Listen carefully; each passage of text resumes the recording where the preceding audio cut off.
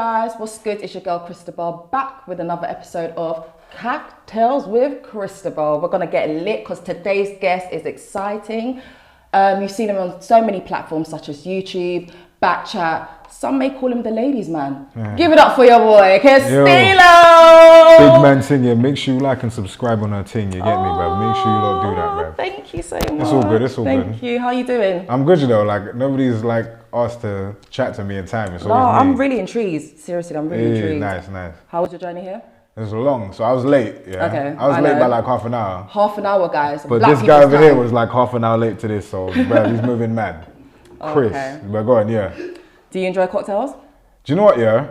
Like, I'm more of like I drink everything like straight. So I drink like Jack Daniel's straight, Red Nephews and all these different things like that. Just like straight by itself in it. So I like mixing up those. Nice when it tastes like juice. Okay, so we're gonna be making Citrus Tropicana. Okay. That's from my own cocktail business. Okay, Cocktail nice. Blast. What's your cocktail business? Cocktail Blast. Big man thing, yeah, Cocktail Blast, yeah. Make sure you follow our page in that, bruv. Buy it. Summertime coming soon, bruv. You get me? Make sure. So yeah, we'll be using some lemon. Done now. Lime, oranges, got some ice cubes in a jug. Nice. Sun Exotic Citrus Twist. It goes perfectly with this. These are nice. Coconut, Malibu. You're not allergic to coconut, are you? No. I'm about to die on your show, boy. Oh, Jesus Christ. We got some pineapple syrup. It's really nice. It goes well with it. Nice. And a shaker, because we're about to shake. Sick. I always wanted to be like a bartender in that, yeah, you know? well, real talk. We can practice. Nice. All right, so Castillo, you ready to get started? Yeah, go on. All right, cool. So we're gonna cut What's this thing for? To pick our cubes. Oh shit, this is some bougie shit, boy. Picking the cubes in that. Not yet. Calm down. My bad. Calm down. Getting excited. I don't see this thing. This is hard. All right, so get your knife. Yeah. And we're gonna cut each fruit in like little slices. So and like then, this little and then we cut it in half because it all has to fit in here. You said you cut in slices? So slices and then cut in half. Like cut the slices in half. Right, yeah. Cool. Yeah. Okay, so I want to get started and have a little chit chat with you. Yeah, that's cool. So you was born in Ealing. Yeah. How you know that? I done my research on you. Ealing, you know. Yeah, you was born in Ealing, but you was taken to Dominica, right? Yeah, I was raised in Dominica for 9 years. 9 years. 9 years, then I come back up here. Okay, so why was you taken, if you don't mind me asking? No, basically because my biological mum, she couldn't raise me in it because she was full-blown schizophrenic. So my grandmother, she kidnapped me and took me to Dominica, so social services wouldn't take me away. Okay. So then I went to Dominica for like 9 years. And then my grandmother, who's my mum, basically, she came back to this country while I was in Dominica and would just send money there. Okay. So then I'd stay with the guy she was seeing. In Dominica? In Dominica, okay, cool. And he'd like take me to his side bitches' houses though. And do what? No, just be there. Okay, cool. And there was one of them, some fat bitch, bruv. What's her name? Oh, her name was T Saint. He started already, guys. Her name's T Saint, yeah. And she's like kill animals and hold it in front of me. Real talk. No worry, she's dead now, so it's all good. You ain't got to feel bad about that. But yeah, she used to do that weird shit. And then I used to stay with the guy's parents. Like the guy, I used to think it was my dad, but yeah, I used to stay with his parents. And then they were good people though, but they were proper strict. So they was, I cut in this one as well, yeah? Yeah, so cut it, after you cut it in half, like the slice in half, cut it like this, like in triangles. Alright, cool. But let's not cut too much of the fruit, so it's not going to fit in a cool. Alright, yeah, sorry, carry on. Yeah, so that like literally, they were good people, his parents, but they were proper strict. So like you weren't allowed to, like everything was like a set meal. Things like Jello and shit like that was like a luxury. So sometimes I'd stay at their yard, and then sometimes I'd stay at the guy's sister's yard. Yeah. And she had like she was looking after all the kids in like the ends in the neighborhood. So there's like 9 kids. So I was living in a room with 9 kids. And like literally I'd live in a room with like 9 kids, and then we just pass basically this is mad. So my grandmother sent my grandmother. When I say mum, is your grandma? Mum, yeah. So basically my mum was sending money down to me, but he was taking the money and spending it on girl and spending it on shit that he wanted. So it never really came to me in it. So the clothes with all the other kids in the house, they used to just hand it back down to me and pass it down to me and shit like that. And then I came back up here when I was like 9. Okay. But yeah, Dominica was kind of live though. I was super poor. But it was super nice. Like even though when I take this, where do I pour this? Where do I put these slices? So put it in the jugs. Okay, cool, yeah. So even with all of that going on, like the experience was still alright for you. Yeah, no, because I was like, you don't know, like you wouldn't know better, innit? Like, so if you don't know better, sorry, like literally, if you don't know better, like it ain't nothing in it. Like it's just life. Okay. It's just life okay. too. So I didn't really know that I was poor but I just knew that I wasn't from there. Okay. People would tell me all the time, like they would call me like English boy because they knew I wasn't actually from Yeah, Dominica. you're not from there. Yeah, but then I come back up here. Okay. So you came up here when I was like 9. Did you live with your grandma at that Yeah. point? My grandma came back to get me straight. Like she basically adopted me. Yeah. And then she basically bought me. She came back to Dominica to collect me. She was like, and I was like, I knew you were gonna come back. Yeah. And she came back to get me, and then she told me that she wasn't my mum. So she's like, I'm not actually your mum. Okay. And she's like, would you like to meet your mum? Okay, slow down, because you're giving me too much. Oh, my bad, right now. Sorry. Slow down. Okay, so your grandma came and brought you back to England, right? Yeah. So from that point, what was going through your head, like, especially being at 9 years old? What was going through your head at that point? I think, thank fuck, I'm leaving these fucking poor people, bro. These fucking poor as shit, bro. Like, Okay, it's mad. cool. I was like, boy, I'm tired of this shit. I'm like, that's how I ain't from here, boy. Yeah. Because it was like, when I say it was nice because like I didn't know no better. But at the same time, I was thinking to myself like, the fuck, bruv? Like, Yeah. what is this? But when my mum came back, I skipped saying, when my mum came to Dominica to get me, we lived in Dominica, we were together for a little while, for like a year before we came back to England. So that was nice. But the thing is, in Dominica, my mum had a big fucking house. Yeah? Okay. But the guy was meant to take care of it. It was a big house, like three stories, like a luxury house. Yeah, and then the guy didn't take care of it. So when she came back, she basically had to sell that house. And then she always said Dominican people are thief because she never got the right money for it. And then she never wanted the house anyway because the guy that she used to see used to do voodoo. So he used to do voodoo, so she didn't want to have nothing. She didn't want to have nothing to do with the house. Yeah, okay. That makes sense. Yeah, so she was like, I just want to get out. So then she sold it, and then we just come back up. Okay. So you and your grandma's relationship seems really positive. Yes, my grandma was my mum, innit? When I came back up here, she was like, I'm not your mum, would you like to meet your mum? And I was like, yeah. So then I went and met my mum. It was in Southall, you know Southall in West London. I went in Southall, and I met her, and I was like, this fucking guy, what you doing now, bruv? You fucked up, didn't you, Chris? Yeah? But I literally, like, I looked at her and I just took one look at her and I didn't like her. I just looked at her and I looked at my mum and I said, I don't like her. One, I said, no, I don't want to have anything to do with her. Yeah. I just so was the scared. aura, you didn't feel No, I was just scared of her. Because Okay. obviously my biological mum, she's schizophrenic. How old was you when you met her? 9. 9, okay. So my biological mum's schizophrenic, so I was scared of her. I was very afraid of her because I was just like, that's not mum. Who is this person? That's my mum. And I was like, that's not my mum. You're my mum. And then that was it. That's crazy. And then from there, so what was going through my mind, I was just like, thank God I'm back away from fucking being poor as shit, bruv. Yeah. So now I'm in England, innit? That's where everybody was saying I was from, so yeah. Okay. So I want to throw out a fun fact out there. Guys, if you didn't know, Castillo's grandma is Frank Bruno's Mad that you know auntie. that. Mad thing that you know that. But listen, I done my You research. actually did Listen, research. I'm a Fucking journalist. hell, You get that's it? mad. I'm a journalist. Like, That is mad. it's crazy. Like when I found that out, I was like, what? So That's Castillo's got Bruno blood in him. Yeah, like That's mad. Frank Bruno's dad is my grandmother's oldest brother. His name's Evans Bruno. So basically, he was the first to come to England when he was younger, and then he would send for everybody else. So my mum's one of 9. No, one of 9. This is how mad life is. Yeah, my grandma was born in 1938. Yeah, Oh, wow. and her parents worked on a plantation in Dominica.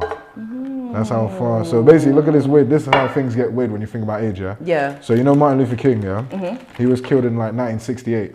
Yeah. So my mum would have been 30.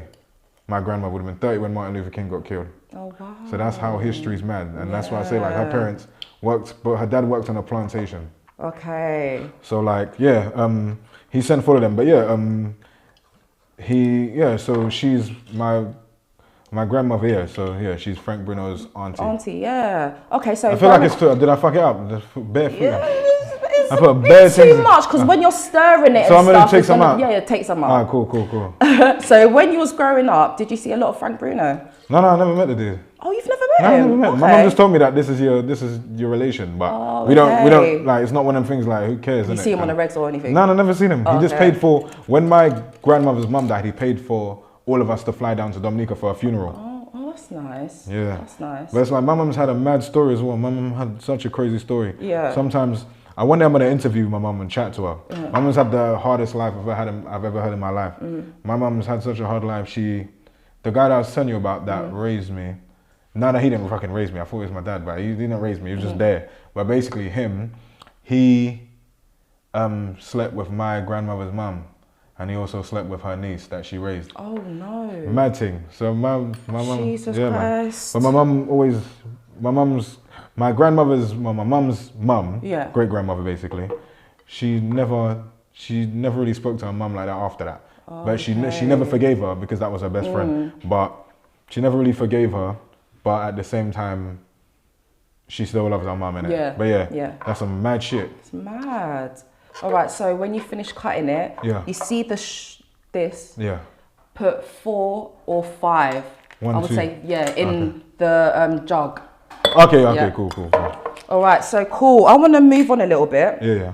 And talk about your biological parents. Yeah. So you've mentioned previously on different platforms. You've even mentioned it now that your parents suffered from schizophrenia. Yeah. And were crackheads. Yeah. So my biological mum, she got schizophrenia at I think 21. She was going to university and she met some guy. Okay. And then he got her on drugs. I think weed. He was like a drug dealer or something. I don't fucking know, but that's my half brother's dad. Okay. So basically, like, she met him. And then I think she was smoking weed and that triggered schizophrenia. She had 2 kids. But then what really made her go mad is because she was ill, their dad took her kids away and he just disappeared. And I think this has probably been in like the 70s. So this is not before, this is like before Facebook and shit. So if your kids, she never saw kids. She just took him. He just took the kids and then he disappeared. And then that's what made her go insane completely. And then 9 years later, so she was schizophrenic. 9 years later, I'm not sure if it's 9 years. I don't know, not 9 years later. My maths is mad. But basically, years later, years later, she meets my dad somewhere, and they had a one-night stand at Ealing. But my dad's a crackhead, and he's also got schizophrenia. And they had a one-night stand at Ealing, and then they made me. And then but the thing is, this is the weirdest thing. My grandmother, she used to work in a club in West London called Nutmeg. It was a Grenadian club. She's not Grenadian, but she used to date the owner of the club. His name was Frank. He got murdered. He got killed in Grenada by the people that he knew. But basically... Let's stir this while we're talking. Yeah? So What do I start with? The stirrer. This thing, yeah. Right there. So he got murdered when he went back to Grenada. Yeah. But when she was working in that nightclub, there was a guy there and he was like an Indian guy. And he was like a bad person. He used to sell drugs and just cause trouble. And then years later, when my biological mum said she was pregnant again, she described the man. She said it's an Indian guy. But he's like from Grenada, but he's an Indian guy. My mum said, and she said, describe this man. And he described him. She said, I know who this man is. And she said, I know this guy when I used to work in a club. And she's like, she was devastated. So then my grandmother never told me who my dad was. So I just thought my brother's dad was my dad. But they used to act all funny. But I never knew that was actually not my dad, their dad. So then I only found out who my dad was at 22 when she thought I was ready. Wow. What do I do now? So now we move on to this. Yeah. And we pour it in the jug. How much? However much you want. It depends how strong you want it, how light you want it. Okay. Just... I'm going to follow what you did. All right, cool. Yeah. And then we stir it again. Then after, I'm going to take this syrup, which I'm going to pass to you afterwards. Okay. And then literally just... That's it. Oh. And how much do you put? Just like... Literally, I've just done this. A drop? Yeah. All right, so... Like this? Yes. Yeah? Yep, that's enough. Cool. And then just stir it. All right, so I want to move on. Yeah. This is a really, really hard thing for me to ask you, but I want to know. Yeah, go on. So in 2002, your dad got convicted. Mad thing, how you know that? That's fucking mad that you know that. In 2002, your dad got convicted of a sexual offence. I'm not going to say... But it's pretty obvious what that is. And actually, you might as well say because it could get... It's not one of them... Okay, well, Castillo's dad was convicted of rape. Yeah. Rape. And he was jailed for 7 years. Yeah. Fucking hell, you were just on your Googles, bro. Yeah. How does that make you feel? Like knowing that your biological father has that, you know? To be fair, it's like when I didn't know about him until I was 22. I was told I was 22. My grandma said, your brother's dad is not your dad, but I can find who your dad is. And I said, okay. And then she said, and then she acted like she didn't know who he was, but she was just doing that to protect me. But basically, a month later, she said, I found your dad, would you like to meet him? I said, cool. She's like, also you have a sister. And I was like, okay. And she's like, I got the number, your sister's gonna call you. Okay. Because the day after I was gonna meet my dad. Yeah. So then she called me and she's like, yeah, I'm your sister. We were just chatting a little bit and she's like, but before you meet your dad, there's something I want you to know. I need to give you a little brief thing about him so you know what you're getting into. Then she told me like what he did and all that different type of stuff like that. And then, to be fair, when she told me that, I know it sounds a bit mad, but I didn't give a fuck because I didn't know him. Yeah. Do you know what I mean? So he's like a stranger, do you know what I mean? He's just like a stranger to me. So it's like, why would I, that's him innit, it's not me. Like, I'm not no fucking rapist, so like, fuck it, bruv. Like, do you know what I mean? Yeah. So it doesn't bother you in any way? Nah. Or, okay. Because I just think to myself, I don't know him. That's be a weird thing for me to like. Now we're gonna pull it into the shaker, okay. Yeah? Oop, if I can open this, get it open. Can you open it? Yeah. All right, cool. We're gonna pour everything into this. Okay, yeah, that's enough. Everything into it. Well, not the whole thing? No, not everything. Halfway? Like, I've poured it up to like here. Okay, got you. Got it. Yeah.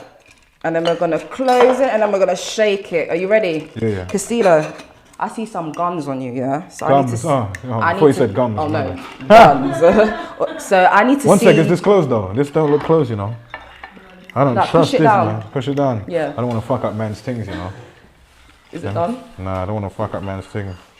Oh well, looks like we have to be this. Now I want to see your best shake, got it.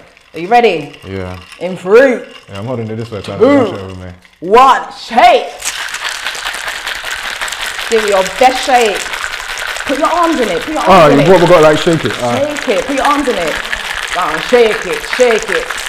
All right, wicked. Yeah. Now we're gonna remove the top. Just this bit. Yeah, just this bit. Oh, nice. And then we pour it. Does it stay cold, innit? Yeah. Mad. And we pour it into here, like that. That's where you go, Chris. And that's it. Nice.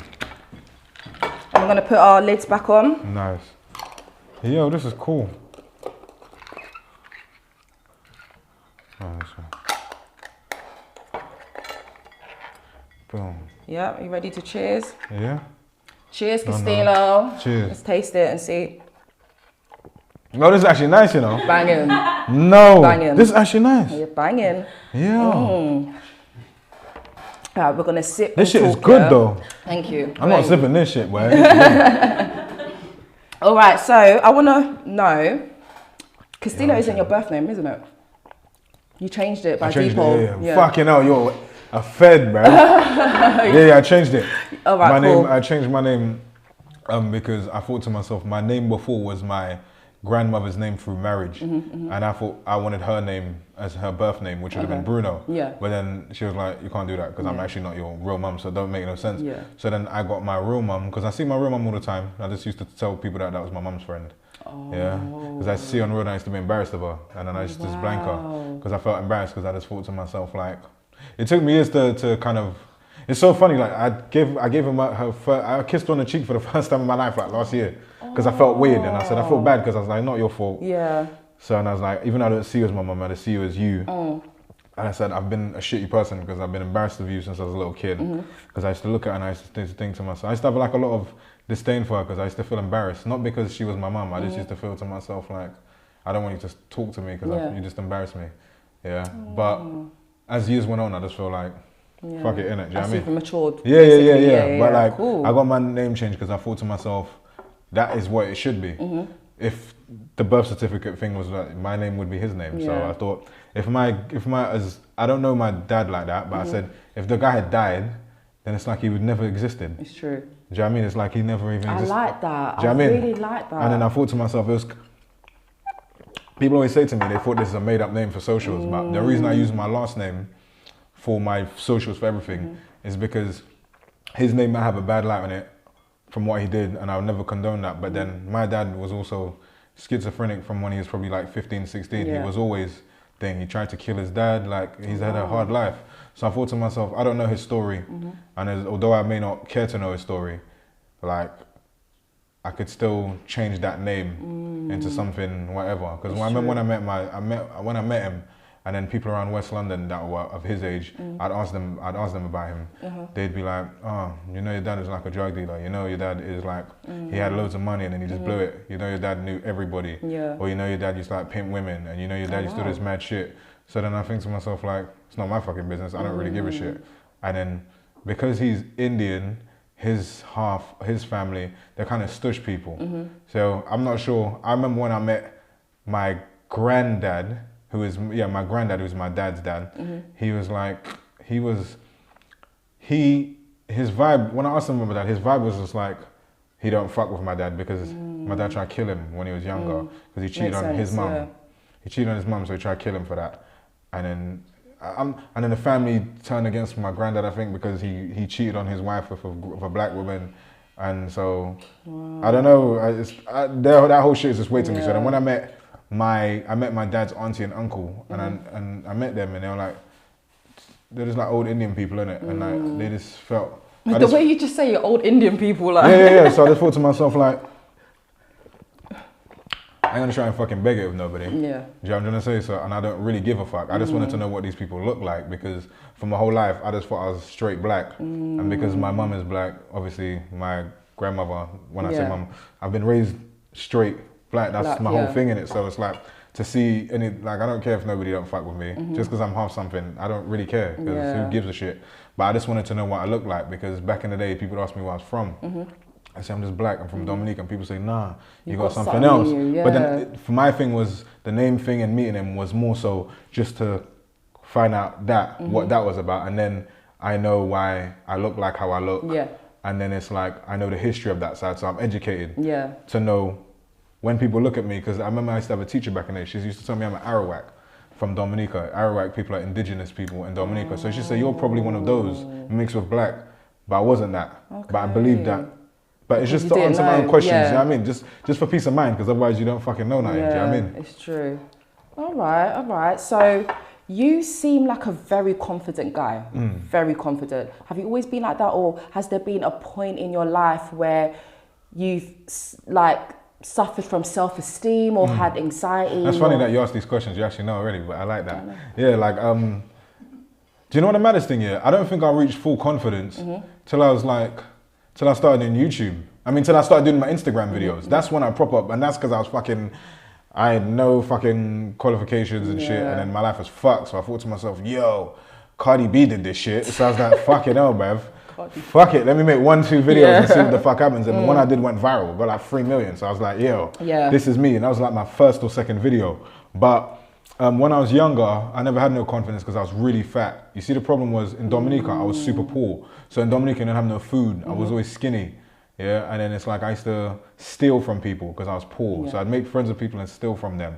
Or I would steal from shops. Yeah, because it's not like the people, obviously my mum was sending money, but I wasn't getting it. And then the guy that I was staying with that was meant to look after me, his parents, they looked after me, but they didn't want to give me no treats, no jello, no sweets, no nothing, all that, because they're good, strict people, which is good. But because I was so poor, when I came up to this country, my mum gave me £1 and that shit would stretch. So I just got super fat. So then when I came up at 9, by the time I was 16, I was like 17 stone. So I was super fat. And then I grew my hair out because I was so fat. I thought, why the fuck would I get haircuts? It would just make my face look fat. So I thought, let me just grow my hair out. So then by the time I reached like 18... You've lost a lot of weight there. Yeah, I lost weight. I went from 16 stone to 10 1/3 stone in 6 months. 6 months? What's your secret? I just starved myself. Because I hated myself so much because I was fat. I thought to myself like, I would just hate myself because I thought to myself I was so fat and I was black, and I thought this is the weirdest thing, I thought I was black and ugly and fat. Oh, no. So that's the weirdest thing. I never had to think about my skin complexion, but I just thought to myself, I mean, one time one guy in the class, he would cuss me, and he went to the table, to the board, and he drew a circle, red lips, not red lips, he drew a circle, painted it black with a big afro and a big circle, and he said, so things like that would make me feel weird about myself. And then obviously when you're in school, it's like, it's almost like I never had a complexion thing. It was always just my weight. But I think because I was dark skinned and I was fat and then a big curly afro, it's like I stood out in every single way. So then by the time I was in year 9, I would always walk home from school because people try and like bully me on the bus. But it's not like I couldn't handle myself. I always fight people, but then it was like, they were just coming everywhere. And then I started like carrying like a big knife to school. Like I remember one time I got a friend from Kurdistan and he went to Kurdistan and he got a big dragonfly knife. And I had to put it in my jeans. And I thought to myself, like one day I put it in my locker and I said, if anybody says anything, I'm just gonna cut their throat. And then I remember one time I was in a playground and this guy used to bully me all the time. And I brought a screwdriver to school and I said, I'm gonna give the bell like in the next 5 seconds. If the bell don't ring, in 5 seconds, I'm gonna stab him in the back of the neck. Because who gives a fuck? But then it rang and I was like, fuck it, I'm good. And then that day they did a search of the lockers and they were gonna do a search of the lockers. They did a search of the lockers, but that was the day that I didn't bring the big knife in. Oh, okay. But I hated myself. Lucky. Yeah, I hated myself so much. I just wanted other people to, feel how I felt. And then by the time I was like 17, I started to box because I didn't care about my face and I didn't care how I looked. And I said, I'm ugly, so who gives a fuck? And then by the time I lost weight, it was a summer, I lost weight. And then when I lost weight, I had and then that's when the cane rows and shit was in. I lost weight, and by that time my cane rows were like here. Oh, wow. I'd lost weight.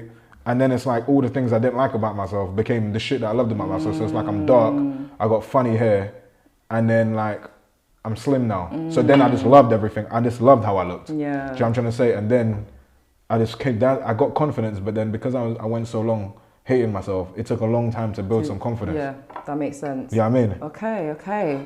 So moving on to BKCHAT. Why did you apply for BKCHAT?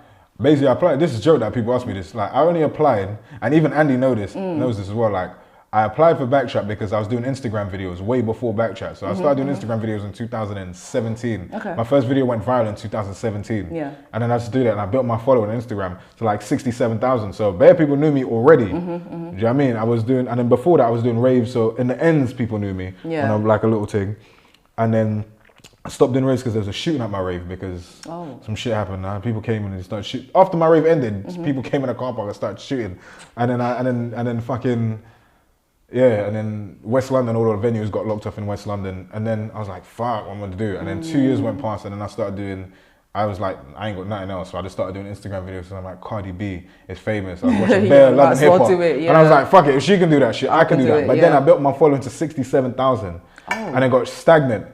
And then I saw the BKCHAT applications come in, and I never really used to watch it like that until people put me onto it. And then my friends used to watch it, and I was like, and I said, I said, I bet if I come on, I was looking at the views, and I said, this gets like 500,000 to 1 million views every week. They put that shit up. So I was like, I go on that shit, and like it'll come out of the stagnant shit. So then when I went on BKCHAT, within like I think 2-3 weeks, it went from like 67,000 to like 90,000. Oh wow! So that's the only real reason that I actually wanted it. I didn't go on it because I wanted to be on in some intense. I didn't want to fucking go on it to be having intense debates with people, and that's why when you watch it, you never see me going. You never spoke. Really? Well, you did speak, but it was hardly. What I did. This was my little thing. I said to myself when they do the little confessional things, I said that's when you'll see my personality shine through, and that's all I really gave a fuck about. Yeah. I didn't actually give a fuck about really getting into the shits and all that stuff. I didn't actually give a fuck. That's why in certain topics I was like, don't chat about that. Like I remember one time there was a episode where they're talking about homosexuality, and then halfway through I leave. But people thought that I left because I didn't want to actually chat about it. I left because I thought I'm not gay. So I thought, and there's another guy on the cast that might be gay. I don't want to say if he is, but then I said, and they saw me just silent, and I thought to myself, oh yeah, I think he wants to swap. And then it was between me and Jay who would swap. And I said, I'll swap. And then the reason I swapped is like, I was like, how am I going to be on there trying to talk about a gay man's experience and I'm not gay? Someone else followed you, like when you left, someone followed you. Oh no, I don't know. I can't remember who followed you. I'm not sure. I can't remember who it was, but someone followed you when you left. I'm not sure. The only reason I thought about it was like, asking me about a gay man's issues is like asking like a Chinese man about his experience as a black man in Brixton. Like, do you know what I mean? It's like, I'm like, that's mad for me to speak on somebody else's shit.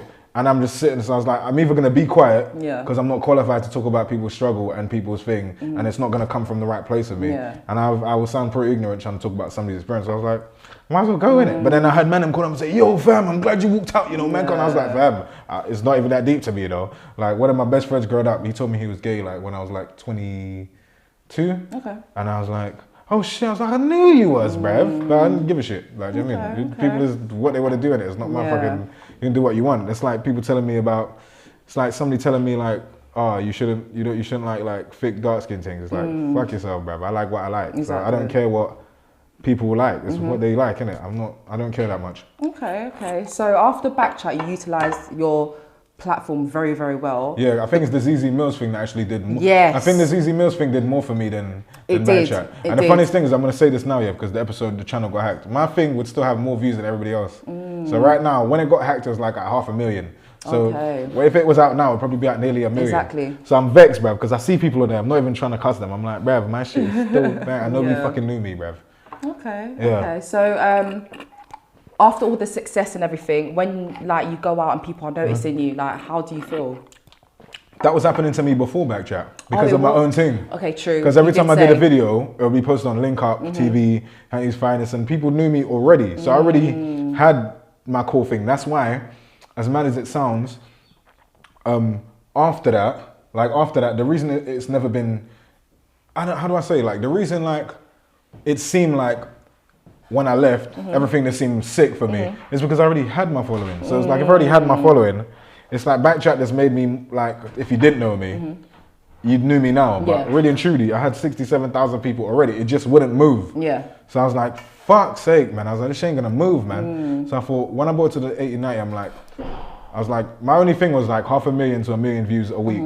That's visibility that you can't really pay for. So I was like, fuck it. So then it was really just kind of fucked up because I thought I'm gonna be able to leapfrog everybody in a low key way. So I was like, anybody that thinks that I'm not moving now, when I jump on this, you see me every week. Yeah. And then it goes back to my shit. So then when I think low key, when I'd say mad shit, I think that's why nobody ever got, people never gave a fuck because they're like, you've been doing your thing. Okay, so I want to move on. So I want to be nosy and ask about your love life. Nah, bruv, we're skipping all this shit and it's getting edited the fuck out. What, you can ask me anything, all of this get edited, you know. This little segment, you asking me that question, you can. What, you don't want me to ask you about? No, you can ask me what I like. You can ask me about love life. Oh, Jesus that's too techie, bruv. Why? Because I know.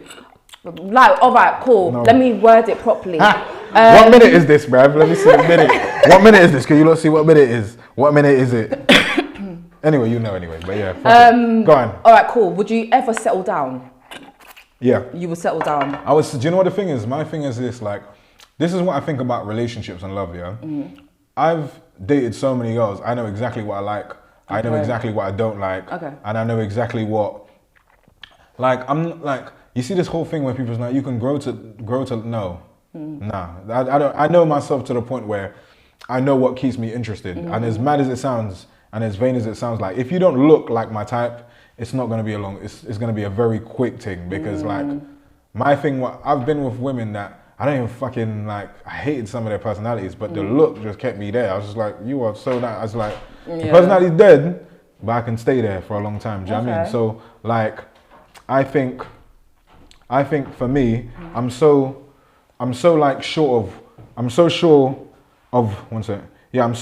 what I like and what I'm into that I think my past and being like dating so many different girls or whatever, it's filtered out what I like and don't like. And I think a lot of people, like, I won't wing it. Like it won't be a thing where I just fall for someone or this, I know what I like. Do you know what I mean? And that's like, I don't know. Like my thing is, I know it sounds bad. I think this is more of a man thing because women don't really tend to do this as much. But for me, I feel like you should go with what gives you butterflies as a guy. And then the personality needs to match, but it should always be butterflies first. Do you know what I'm saying? You always need to, when you look at that person, you always feel like, wow. Because that will, I know it sounds vain, but for me, it keeps you. Everyone has their preference, in it. Yeah, do you know what I'm trying to say? It's like, so that's kind of where I'm at with that kind of stuff. Okay. Do you know what I mean? How was lockdown for you? Great. You didn't? I started my YouTube in lockdown.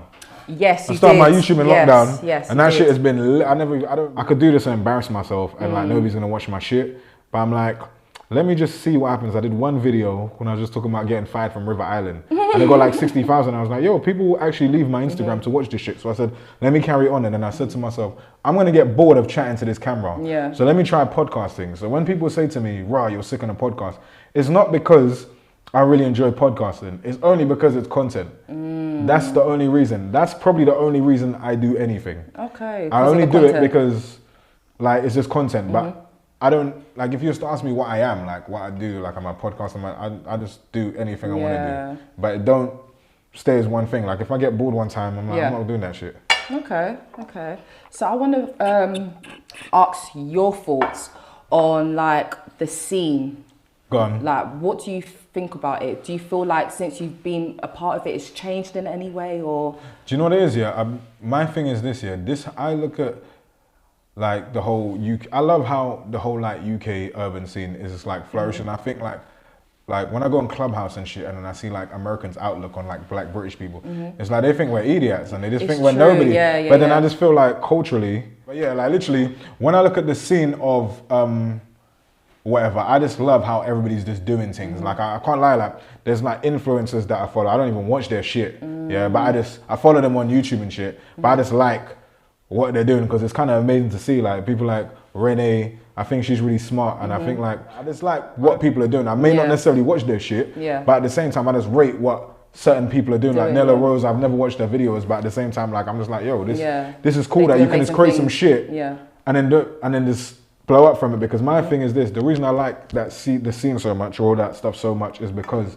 like I remember like I could never get a fucking job back in the day, and that's why I got face tattoos and shit. Because I could never get a fucking job, and I was thinking to myself, yo, probably because I was probably a bit shy at interviews then, but I could never get a fucking job. The only job I could get was security man. And then it clicked in my head one time, my black wokeness said, this is why all black men are security men. I was like, the black men that I see that are security men, it's not because they couldn't do better, it's probably because they couldn't get other shit. So, because I was in that same situation too. Then I'd be outside nightclubs bouncing, people chatting shit to me, people trying to tell me they're gonna kill me, and I said, what the fuck is this? And then, so the reason I love all this social, like this influencer shit and this scene and people doing music is because it now means that you don't need to apply for a job to beg someone for something, and then you don't get it and you're feeling shit about yourself. You can create your thing on YouTube and there's chat. You can get with all your friends and chat, and then that shit could blow. And next thing, you're running your own thing. That's why I like it. So when I see musicians and all that shit, even if maybe I not like their music or whatever, I just like the fact that they were able to do what they're doing. Because it's like, some people, and especially some people like myself, we'd probably be doing fuck knows whatever if it wasn't for social media. Well, for me anyway. If I never had social media, I'd be fucked. Okay. You know what I mean? Okay, I like that. So lastly, I want to know what should we look forward to for Castillo? Like, what projects have you got going on? For me, what I got going on now, I'm just doing everything that I can. My thing really is money. Like, I just want to secure the bag. I don't give a fuck about nothing else. I don't care about. The best thing about my position is, at this point, I'm just basically doing things off my personality. So I was doing events before this. So when I do an event now, it pops bigger than before because now everybody knows me. So it's like, I got a few events coming this year. I got obviously YouTube, social media shit. I got like fucking the Friday night run on Link Up TV, shout out to that. I got so many different things, but it's one of them ones where I just like it because it's on my time. So if at one moment I'm like, fuck this shit, then I just don't do that shit. Do you know what I mean? I'll do what I want to do now. Okay, I like that. So Castillo, I want to say thank you so much for coming, for us chit-chatting, making cocktails. It was nice though. So yeah, guys, I hope you enjoyed this episode. Don't know. Make sure you stay tuned for the next episode. It's your girl Christabel, the one and only sweet Big Man Ting, make sure you follow her channel, bruv. Big Man Ting. Make sure. Big Man Ting support our business as well, you get me? Thank you. Peace, guys. No.